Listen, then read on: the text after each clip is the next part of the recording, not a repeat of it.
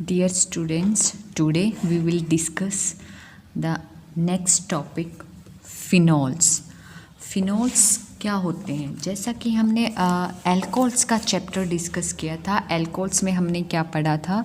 ऐसे organic compounds या फिर hydrocarbons in which one or more hydrogen are replaced by OH group. तो जहाँ पे हमने फिनोल्स में नॉर्मल फार्मूला डिस्कस किया था, फिनोल्स का जनरल उसका एल्कोहल्स का जनरल फार्मूला क्या होता है? OH। और एल्कोहल्स के OH में ये R ग्रुप था। हो सकता है हाइड्रोकार्बन है, ये कैसा भी हो सकता है अल्काइल ग्रुप हो सकता है अराइल ग्रुप हो सकता है एल्किनाइल हो या अल्काइनाइल हो। तो अब तक हमने एल्कोहल्स के चैप्टर में वही डिस्कस किया था जहाँ पे ये R ग्रुप है वो कैसा हो? अल्काइल ग्रुप हो, यानी कि हमने एलिफेटिक एल्कोहल्स डिस्कस किया था। और वहाँ पे मैंने ये भी बताया था कि हाइड्रोक्सी ग्रुप है जिस हाइड्रोकार्बन में अटैच्ड हो, यानी कि अल्कोहल एलिफेटिक भी हो सकते हैं एज वेल एज एरोमेटिक भी। तो वो डिपेंड करता है, अगर ये R ग्रुप एलिफेटिक नेचर का है तो अल्कोहल क्या होगा? Aliphatic alcohol. अगर ये हाइड्रोक्सी पार्ट किसी अराइल ग्रुप के साथ अटैच्ड है तो वो कैसा होगा? Aromatic alcohol. अब एरोमेटिक अल्कोहल की भी फर्दर दो कैटेगरी डिस्कस की थी कि हो सकता है हाइड्रोक्सी ग्रुप है वो डायरेक्टली अटैच्ड हो अराइल ग्रुप से, या फिर हो सकता है कि हाइड्रोक्सी ग्रुप है वो अराइल ग्रुप की साइड चेन में अटैच्ड हो। तो हाइड्रोक्सी ग्रुप है वो एरोमेटिक ग्रुप में हो सकता है, एरोमेटिक हाइड्रोक्सी कंपाउंड में अराइल ग्रुप के डायरेक्टली अटैच्ड हो या फिर साइड चेन में, लेकिन आते तो दोनों ही एरोमेटिक की कैटेगरी में है। लेकिन जिस केस में हाइड्रोक्सी ग्रुप है वो डायरेक्टली अटैच्ड हो अगर अराइल ग्रुप के, तो उसे हम बोलते हैं फिनोल्स। जैसे जनरल फॉर्मूला क्या हो जाएगा फिनोल्स का? Where hydroxy group it directly attach to the aromatic ring. तो फिनोल्स को हम कैसे डिफाइन कर सकते हैं? Phenols are aromatic hydroxy compounds in which hydroxy group is directly attach to the aromatic ring. अब इसमें क्या होता है, जो आपका यहाँ पे एरोमेटिक ग्रुप है, फॉर एग्जांपल जनरल हमने डिस्कस कर लिया कि हाइड्रोक्सी ग्रुप है वो डायरेक्टली इस एरोमेटिक जो है फिनाइल ग्रुप के साथ अटैच्ड है, तो ये क्या हो जाएगा? फिनोल। अब ये जो है फिनाइल ग्रुप यानी कि अराइल ग्रुप है जो डायरेक्टली अटैच्ड है हाइड्रोक्सी के साथ, अब ये जो है सब्स्टिट्यूटेड भी हो सकता है। सब्स्टिट्यूटेड में मोनो सब्स्टिट्यूटेड भी हो सकता है, डाई सब्स्टिट्यूटेड भी हो सकता है, जैसे ये फिनोल का केस हो गया। अब इस केस में अगर ये ग्रुप ना हो, हाइड्रोजन है तो फिनोल का ही, लेकिन यहाँ पे मिथाइल ग्रुप आ गया यानी कि ये मोनो सब्स्टिट्यूटेड हाइड्रोक्सी कंपाउंड हो गया एरोमेटिक, यानी कि मोनो सब्स्टिट्यूटेड फिनोल्स। तो इस तरह से जो हाइड्रोक्सी ग्रुप जिस अराइल ग्रुप के साथ डायरेक्टली अटैच्ड है तो वो अराइल ग्रुप खुद भी सब्स्टिट्यूटेड भी हो सकता है और अनसब्स्टिट्यूटेड भी हो सकता है। तो अब now on the basis of number of hydroxy group phenol को भी हम क्लासीफाई कर सकते हैं।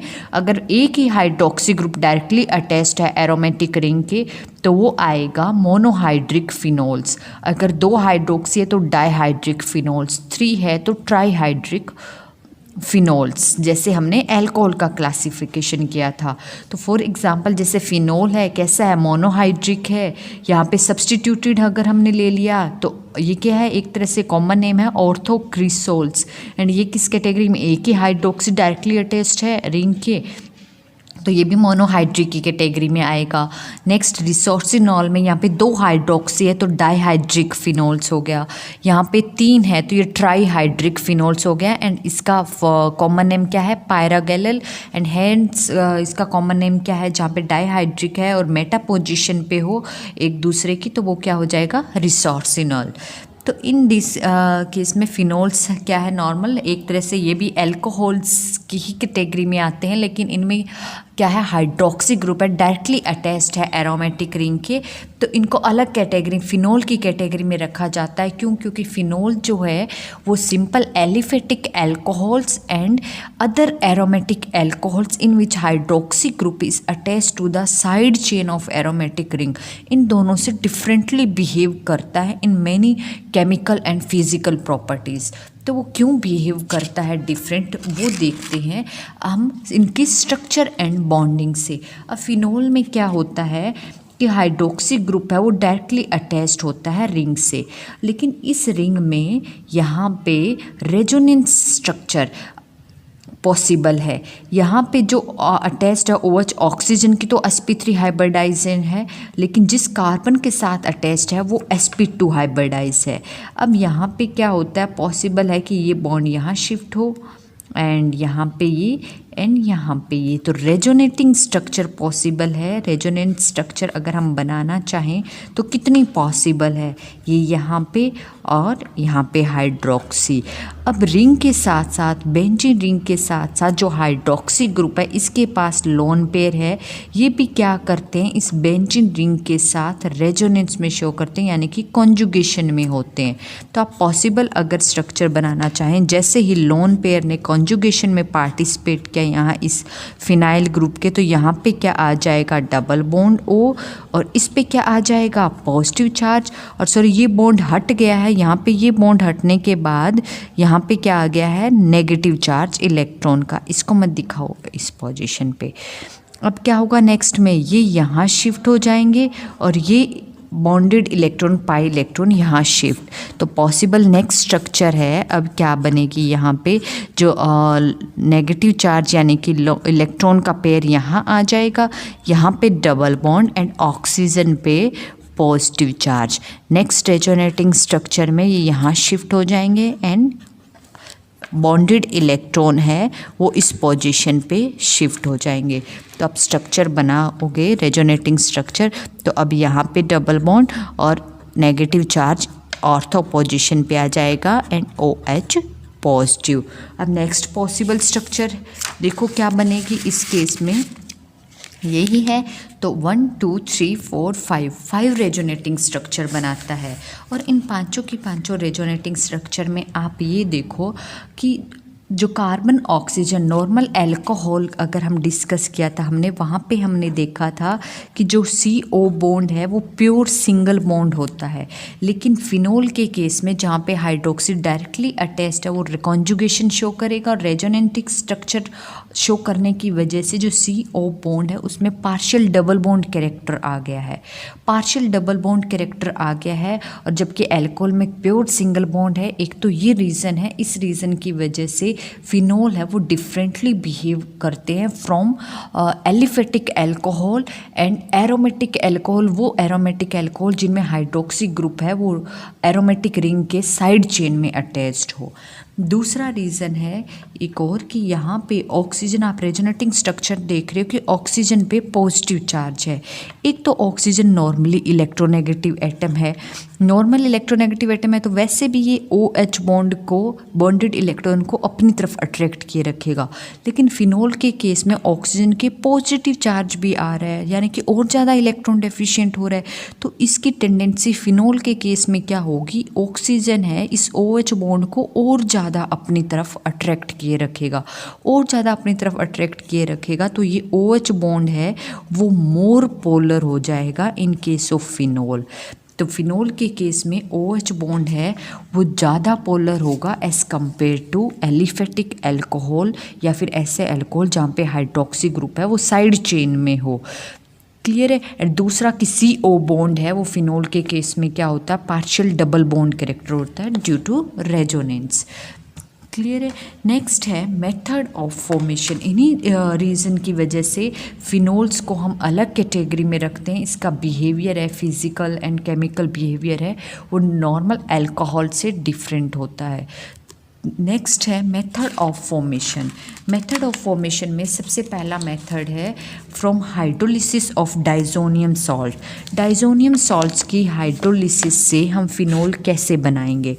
डाइजोनियम सॉल्ट्स ले लेंगे कोई aryl diazonium salts N2 positive and X negative. जब हम डाइजोनियम सॉल्ट्स को हाइड्रोलिसिस करते हैं या फिर बॉयल करते हैं with dilute sulphuric acid and heat, boiling sulphuric acid के साथ ट्रीट करते हैं, तो डाइजोनियम सॉल्ट्स है वो इमीडिएटली कन्वर्ट हो जाता है फिनोल में and with side product hydrogen halide and nitrogen gas. ये जो फ्रॉम डाइजोनियम सॉल्ट से फिनोल बनाने का मेथड है ये मोस्ट अप्रोप्रिएट मेथड है। इस केस में जैसे फॉर एग्जांपल हमने ले लिया डाइजोनियम सॉल्ट, किसका ले लिया, अगर हम बेंजीन का डाइजोनियम सॉल्ट लेके चलते हैं, बेंजीन डाइजोनियम क्लोराइड। जब बेंजीन डाइजोनियम क्लोराइड को हम बॉइलिंग सल्फ्यूरिक एसिड के साथ ट्रीट करते हैं तो वहाँ पे क्या बनेगा, आप कंपैरिजन करो जनरल से। बेंजीन का जब डाइजोनियम सॉल्ट लेके चल रहे हैं तो बेंजीन रिंग के डायरेक्टली अटैच्ड हो जाएगा हाइड्रोक्सी यानी कि फिनोल की फॉर्मेशन। डाइजोनियम क्लोराइड लिया है तो यहाँ पे हाइड्रोजन क्लोराइड का रिमूवल एंड साथ में नाइट्रोजन गैस का। तो सिमिलरली अगर सिंपली हम डाइजोनियम सॉल्ट्स को अगर बॉइलिंग सल्फ्यूरिक एसिड के साथ ट्रीट करते हैं तो वहाँ पे फिनॉल की फॉर्मेशन होती है।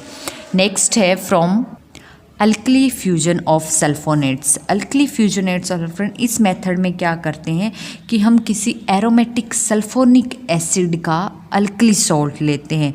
एरोमेटिक सल्फोनिक एसिड यानी कि अराइल ग्रुप और सल्फोनिक एसिड का sodium salt, sulphonic acid SO3 होता है, तो यहाँ पे सोडियम सॉल्ट लेना है इसका यानी कि SO3 नेगेटिव Na पॉजिटिव। जब हम सल्फोनिक सॉल्ट लेके चलते हैं, सोडियम सॉल्ट लेते हैं सल्फोनिक एसिड का और उसको सोडियम हाइड्रोक्साइड के साथ ट्रीट करते हैं, सोडियम हाइड्रोक्साइड के साथ ट्रीट करके तो वहाँ पे सोडियम सल्फाइड का रिमूवल और साथ में वाटर का removal, sodium sulphide and water का रिमूवल, वहाँ पे फॉर्मेशन होती है सोडियम सॉल्ट ऑफ फिनोल। और जब सोडियम सॉल्ट बनता है फिनोल का तो अब हमें क्या करना है, जस्ट एसिडिफाई करना है इसको, एसिडिक कंडीशन में finally formation of phenol and side product sodium chloride. तो इस तरह से फॉर एग्जांपल अल्कली फ्यूजन का सॉल्ट किसका लेना है, आप एज्यूम ले लो कि हमें टॉल्विन का सोडियम सॉल्ट लेना है, टॉल्विन के सल्फोनिक एसिड का। तो टॉल्विन का जब हम लेके चलेंगे इस केस में और इसको सोडियम हाइड्रोक्साइड, टॉल्विन का कैसा होगा सल्फोनिक एसिड का सॉल्ट सोडियम सल्फोनेट ऑफ टॉल्विन। जब हम सोडियम हाइड्रोक्साइड के साथ ट्रीट करते हैं तो यहाँ पे भी क्या होगा, same removal of sodium sulphide and dehydration की प्रेजेंस में टॉल्विन का जो सब्सटीट्यूटेड फिनोल होगा एक तरह से इसका सोडियम सॉल्ट बनेगा फर्स्टली, एंड आफ्टर दैट उसकी हाइड्रोलिसिस करेंगे HCl की प्रेजेंस में, और HCl की प्रेजेंस में हाइड्रोलिसिस से क्या बन जाएगा टॉल्विन और इस पोजीशन पे हाइड्रोक्सी और साथ में सोडियम क्लोराइड। क्लियर है। इस मेथड में एक ध्यान देने वाली बात है कि जब हम सल्फोनेट्स लेके चल रहे हैं तो हमें ऐसा सल्फोनेट नहीं लेना है जहाँ पे अराइल ग्रुप पे अगर कोई इलेक्ट्रॉन विड्रॉइंग ग्रुप हो, लाइक क्लोरीन हो, नाइट्रो ग्रुप हो या फिर कार्बोक्सिलिक ग्रुप हो, तो उस केस में ये रिएक्शन है वो पॉसिबल नहीं होगी, यानी कि वहाँ पे फिनोल नहीं बनेगा, बल्कि यहाँ पे क्लोरीन नाइट्रो ग्रुप या फिर कार्बोक्सिलिक ग्रुप है तो वहाँ पे साइड रिएक्शंस हो जाएगी, फिनोल की फॉर्मेशन नहीं होगी।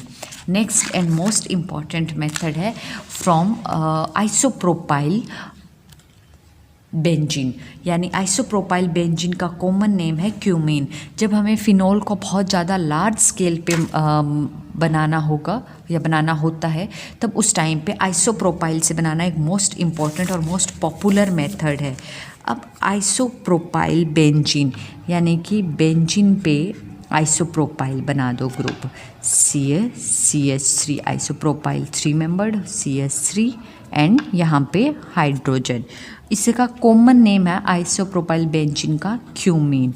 क्यूमीन जो है वो बहुत इजीली ऑक्सीडाइज हो जाता है एयर की प्रेजेंस में, एयर की प्रेजेंस में इजीली ऑक्सीडाइज हो जाता है और क्या बना देता है, जस्ट ऑक्सीजन है वो इंसर्ट हो जाता है वहाँ पे, और ऑक्सीजन इंसर्ट होके क्या बनाता है, क्यूमीन हाइड्रोपर ऑक्साइड बना देता है, यानी कि यहाँ पे ऑक्सीजन है वो इंसर्ट, बाकी एज इट इज़। तो इसकी नेमिंग आप क्या बोल सकते हो, क्यूमीन तो है ये एज इट इज़, और यहाँ पे क्या हो जाएगा क्यूमीन हाइड्रोजन है और यहाँ पे पर ऑक्साइड हो गया, यानी कि ऑक्सीडाइज हो गया इन प्रेजेंस ऑफ एयर।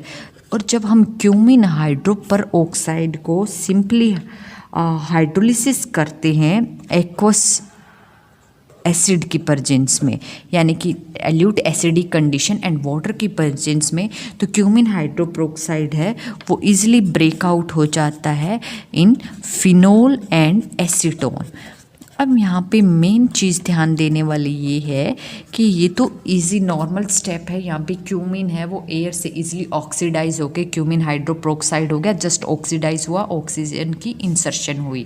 लेकिन क्यूमिन हाइड्रोपेरोक्साइड है वो वाटर एंड एसिडिक कंडीशन में हाइड्रोलिसिस होके किस तरह से फिनोल एंड एसीटोन में ब्रेक हुआ। यानी कि नेक्स्ट हम डिस्कस करते हैं mechanism of conversion of cumin hydroperoxide into phenol. तो इसमें क्या होगा, यहाँ पे सबसे पहले जो क्यूमिन हाइड्रोक्साइड बना है एयर से, एयर की प्रेजेंस में, तो इस केस में एसिडिक कंडीशन में जब हम हाइड्रोलिसिस कर रहे हैं, एसिडिक कैटेलाइज स्टेप जो हमेशा वो रिवर्सिबल होता है। तो इस केस में क्या होगा, यहाँ पे क्या ऑक्सीजन पे लोन पेयर, तो जो पर ऑक्साइड वाला है पार्ट ये क्या हो जाएगा, प्रोटोनेट हो जाएगा। आफ्टर प्रोटोनेशन यहाँ पे वाटर का रिमूवल, जैसे ही प्रोटोनेशन होगा यहाँ पे H आ गया एंड यहाँ पे पॉजिटिव चार्ज, ऑक्सीजन पे पॉजिटिव चार्ज आते हाईली अनस्टेबल होगा, ये क्या करेगा यहाँ से वाटर का रिमूवल, यानी कि ये बॉन्डेड इलेक्ट्रॉन है ऑक्सीजन के वो शिफ्ट हो जाएंगे पॉजिटिवली चार्ज ऑक्सीजन पे। एंड सेकंड स्टेप है इसका, अगर नेमिंग देना चाहो ये फर्स्ट स्टेप होगा, ये सेकंड स्टेप है वो डिहाइड्रेशन का। डिहाइड्रेशन होके सेकंड स्टेप पे यहाँ पे क्या आ जाएगा, कार्बन इस ऑक्सीजन पे, जैसे ये बॉन्ड इलेक्ट्रॉन गए अब ऑक्सीजन पे क्या आ जाएगा, positive charge and hair CH3। अब एक तो नॉर्मली ऑक्सीजन इलेक्ट्रोनेगेटिव एटम है और किसी इलेक्ट्रोनेगेटिव एटम पे पॉजिटिव चार्ज ये हाईली अनस्टेबल होता है। अब यहाँ पे पॉसिबिलिटी क्या होगी कि ये अपने आप में स्टेबलाइज होने की कोशिश करेगा। तो क्या पॉसिबिलिटी है अदर रिएजेंट से पहले कि ये फिनाइल अगर यहाँ इस पे शिफ्ट हो जाए अपने बॉन्डेड C बॉन्डेड इलेक्ट्रॉन को लेके, तो फिर पॉसिबिलिटी कंपाउंड है वो क्या बनेगा, यहाँ पे फिनाइल रिंग है वो किसके साथ अटैच्ड हो गई है, यहाँ इस ऑक्सीजन पे अटैच हो गई है और इस कार्बन पे अब क्या आ गया है, पॉजिटिव चार्ज। अब ये रिएक्शन आगे जाने का क्या मतलब था, यानी कि फिनाइल शिफ्ट का क्या था, फिनाइल शिफ्ट से पहले मोर इलेक्ट्रोनेगेटिव एटम पे पॉजिटिव चार्ज था, लेकिन जैसे ही फिनाइल शिफ्ट हुआ थर्ड स्टेप में फिनाइल शिफ्ट होते ही यहाँ पे पॉजिटिव चार्ज है वो किस पे आ गया, कार्बन पे। अब स्टेबल तो ये भी नहीं है, लेकिन एज कम्पेयर टू दिस की मोर इलेक्ट्रोनेगेटिव एटम पे पॉजिटिव चार्ज है उससे तो ये स्टेबल है। तो अब नेक्स्ट केस में क्या होगा, यहाँ पे जैसे ही यहाँ पे पॉजिटिव चार्ज आया, ये जो पार्ट हमारा कार्बोकेटाइन बना है ये रेजोनेंट स्टेबलाइज होता है। किस तरह से रेजोनेटिंग स्ट्रक्चर शो करता है, यहाँ पे CH3 हेयर एंड यहाँ कार्बन इस पे क्या आ जाएगा, positive charge CH3 and here oxygen and अब ऑक्सीजन पे पॉजिटिव चार्ज। अब इस केस में यहाँ तो क्या था, कम्प्लीटली ऑक्सीजन पे पॉजिटिव चार्ज, लेकिन यहाँ कार्बन पे पॉजिटिव चार्ज, कार्बन ने क्या किया, इसके पॉजिटिव चार्ज को शेयर कर लिया है और ये पॉजिटिव चार्ज फर्दर फिर फिनाइल रिंग, यानी कि यहाँ पे रेजोनेटिंग स्ट्रक्चर होने की वजह से ये वाला जो ऑर्गेनिक कंपाउंड है वो ज़्यादा स्टेबल है एज़ कम्पेयर टू दिस, इसलिए रिएक्शन है वो फिनाइल शिफ्ट के ड्राइविंग फोर्स है।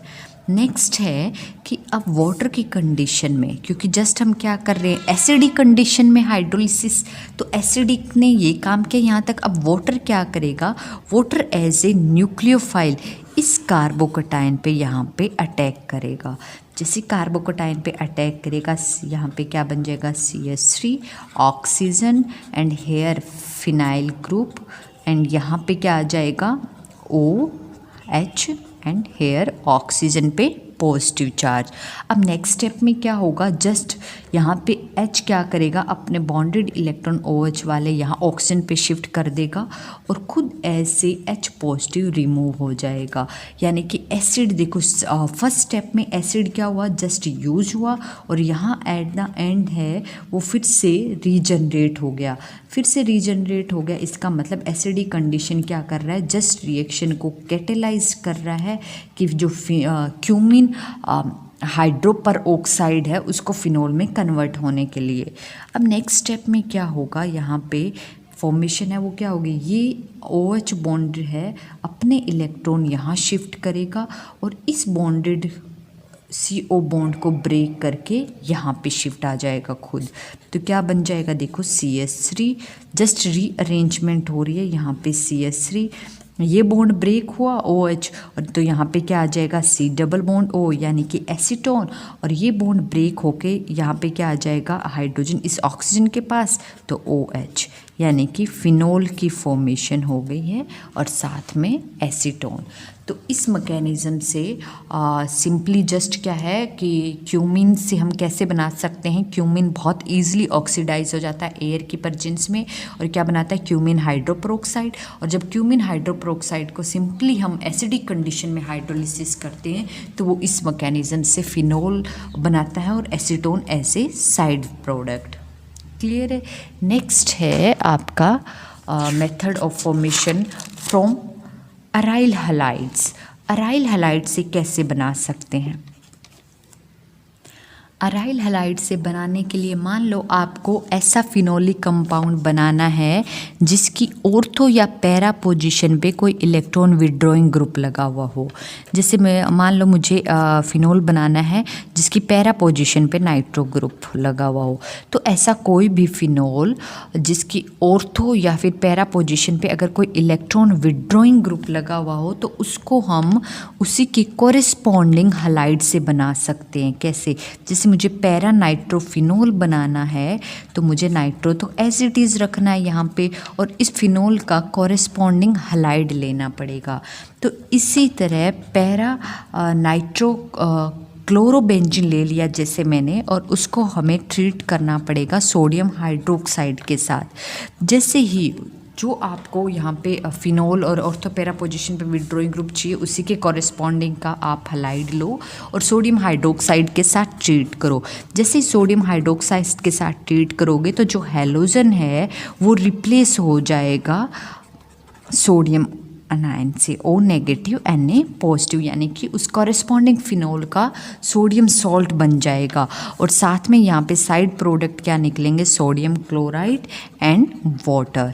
जब इस सोडियम सॉल्ट को आप क्या करोगे, अब सोडियम सॉल्ट बना है तो जस्ट क्या करो एसिडिफाई कर दो, HCl के साथ ट्रीट करोगे।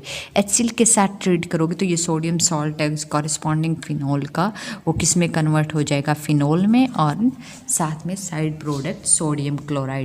इसी सेम मेथड से हम प्योर फिनोल भी बना सकते हैं, सब्स्टिट्यूटेड फिनोल ना बना के। प्योर फिनोल अगर हमें बनाना है तो हमें क्या करना पड़ेगा, हमें उसी फिनोल के कॉरेस्पॉन्डिंग हैलाइड लो।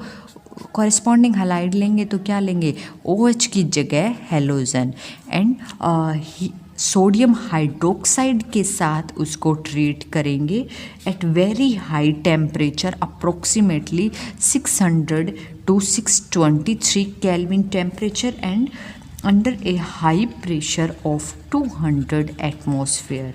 तो उस केस में ये जो कॉरेस्पॉन्डिंग हैलोजन है ये sodium salt of phenoxide ion में कन्वर्ट हो जाएगा।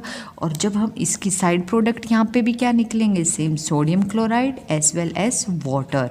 और इसको जब हम क्या करेंगे एसिडिक कंडीशन में एसिड के साथ ट्रीट करेंगे तो resulting into the formation of phenol and sodium chloride.